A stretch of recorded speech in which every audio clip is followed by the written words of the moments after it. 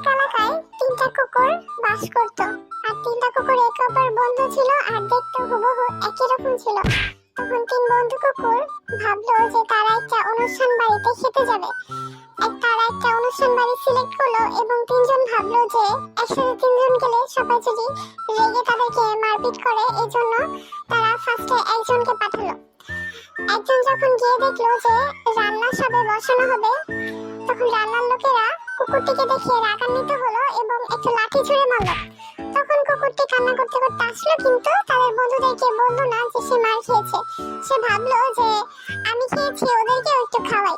এই কথা ভেবে সে বললো যে আমি গিয়েছি, আমি তো তত্ত্বাবধান পেয়েছি, আহা রান্নার কি স্বাদ, তোমরাও যাও, তোমরাও পাবে। তখন দ্বিতীয় একটা কুকুরকে পাঠানো হলো। দ্বিতীয় কুকুরটি যখন গেল, তখন সবেমাত্র ভাত রান্না হয়েছে। তখন কি করলো, এক লোক ভাতের গরম মাছ ছুঁড়ে মারলো আর বললো যে তোকে বলেছি না আর আসবি না। তৃতীয় কুকুরটিও তখন বন্ধুদের কাছে গিয়ে মিথ্যে কথা বললো ও তো তত্ত্বাবধান পেয়েছে, আমি খুবই গরম গরম পেয়েছি, তুইও যা, তুইও পাবি। তখন তৃতীয় কুকুরটিকে পাঠানো হলো। এবার তৃতীয় কুকুরটি যখন গেল, তখন তো এবারের লোকেরা সবাই রেগে গেল। সবাই তখন তৃতীয় কুকুরটিকে উত্তম মতো দিয়ে আটকে রাখলো। অনেকক্ষণ আটকে রাখার পর যখন সে ছাড়া পেল, তখন সে বন্ধুদের কাছে আসলো। বন্ধুরা ওকে জিজ্ঞেস করলো, কি তুই কেমন খাতির পেলি?